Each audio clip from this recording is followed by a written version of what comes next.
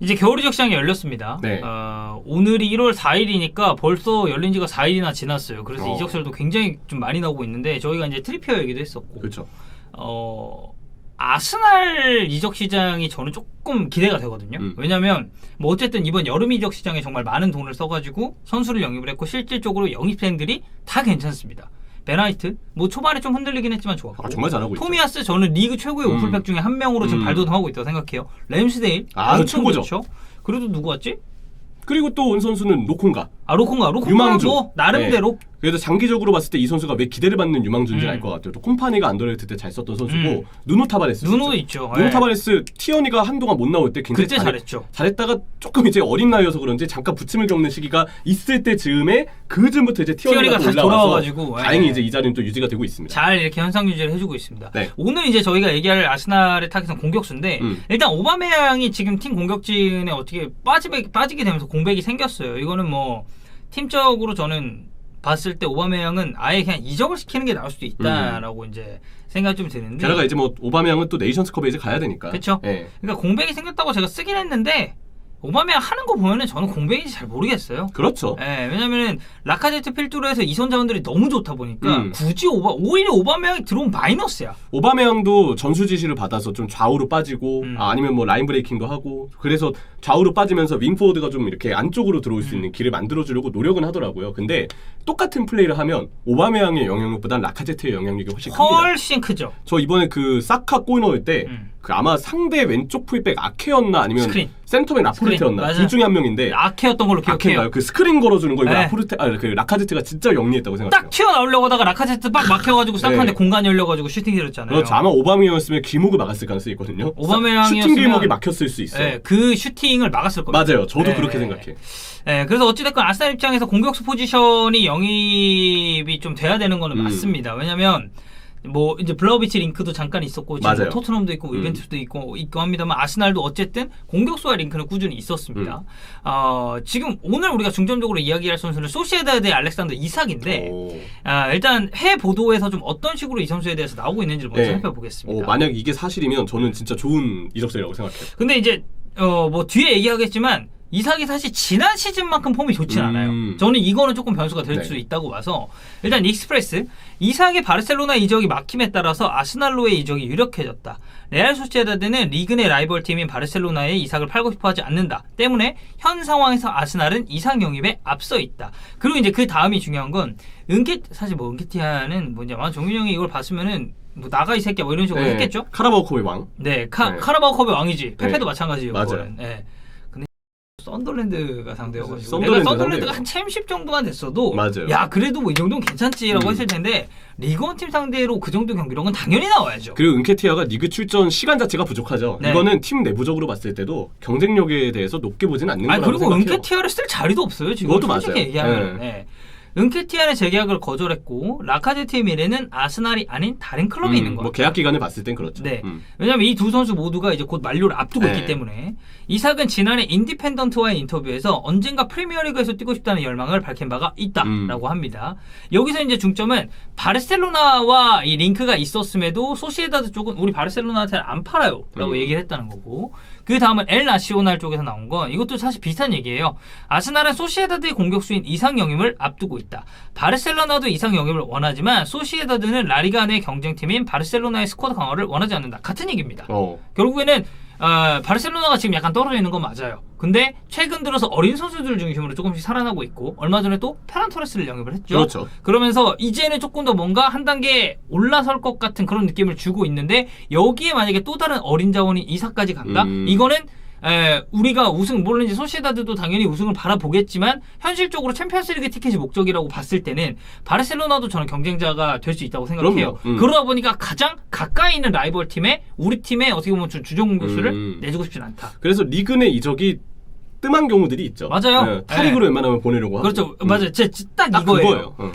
그래서 이삭은 바르셀로나행을 더 선호하는 것으로 알려졌지만 소시에다드는 이삭 영입을 위해서는 그의 방출 조항인 9천만 유로를 지불해야 한다는 점을 분명하게 얘기했다. 그러니까 바르셀로나한테 얘기한 거죠.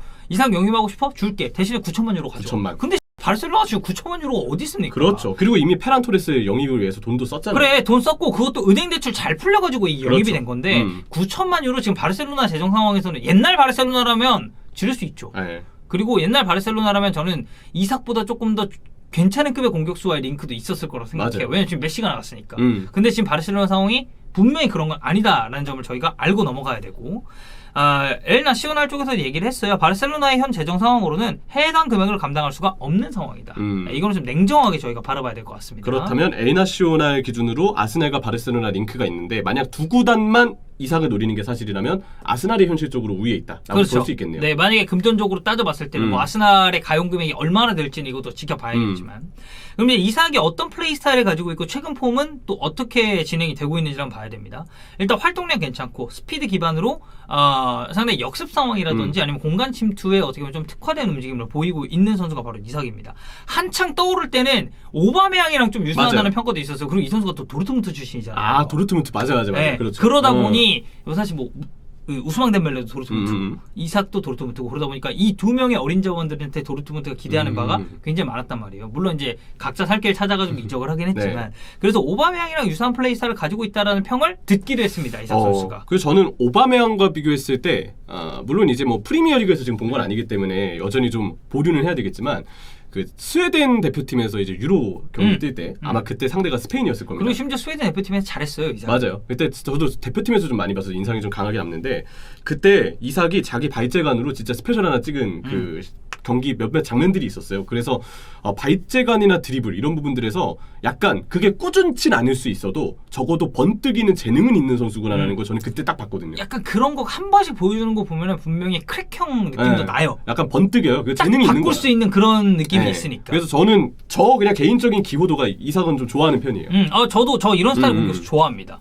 지난 시즌에 44경기 남아서 17골 그리고 어시스트를 2개를 했습니다. 저는 스탯적으로 이 정도면 괜찮은 스탯이라고 생각해요. 왜냐하면 이 선수도 정통 스트라이커라고 보기보다는 오히려 조금 더 저는 측면 쪽에 가까울 수 있다고 보거든요. 그런 맞아요. 성향이 그것도 조금 있어요. 있다고 봐서 그래서 저는 이 정도 스탯이면 상당히 괜찮다고 보고 물론 이제 플레이 스타일이나 뛰는 포지션을 봤을 때는 공격수로 뜁니다. 최종원 공격수로 뛰는데 기본적으로 이 선수 그리고 빠르고 돌파하고 뭐 드리블 치고 침투하고 이런 선수들은 저는 기본적으로 측면 지향적인 성향이 탑재가 좀 돼 있는 그쵸? 선수들이 많다고 봐요. 이삭도 저는 크게 다르진 않다고 보고 근데 이제 올 시즌 스탯을 보면 22경기에서 7개의 골 그리고 2개의 어시스트를 올렸습니다.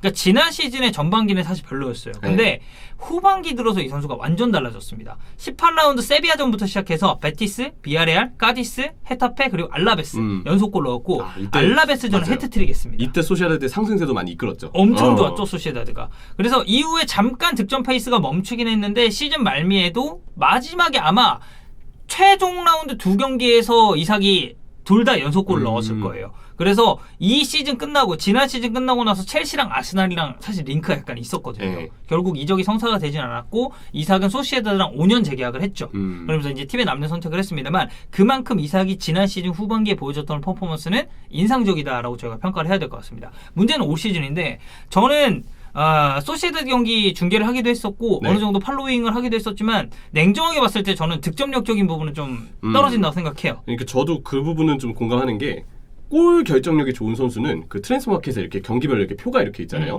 한 줄로 이렇게 표가 있습니다. 그러면 1이라는 숫자가 꾸준히 적혀 있어요. 그런 선수들이 저는 결정력이 좋은 거지. 맞아요. 군데군데 1, 3, 2, 뭐 1. 근데 어느 앞 구간이나 뒷 구간은 숫자가 아예 없어요.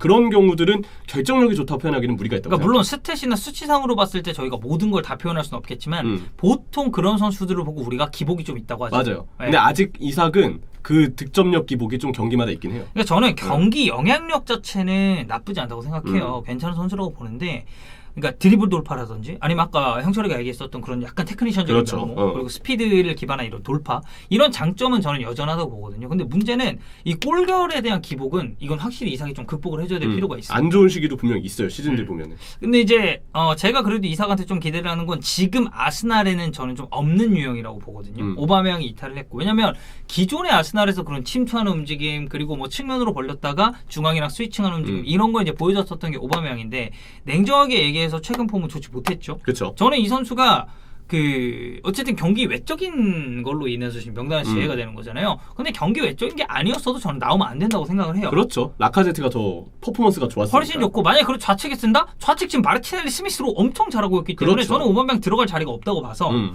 이런 측면으로 봤을 때는 지금 아스날에게는 약간 없는 포인트를 저는 이삭이 더해줄 수 있다고 봅니다. 득점적인 부분은 왜냐면 이선 자원들이 꽤 잘해주고 있어요. 그렇죠. 사카 미쳤죠. 미쳤죠. 스미스로 교체 투입되면 네. 그냥 골릅니다. 그리고 뭐 마르티넬리 너무 마찬가지로. 오프더 움직임 좋고 티어니하고 호흡도 좋잖아요.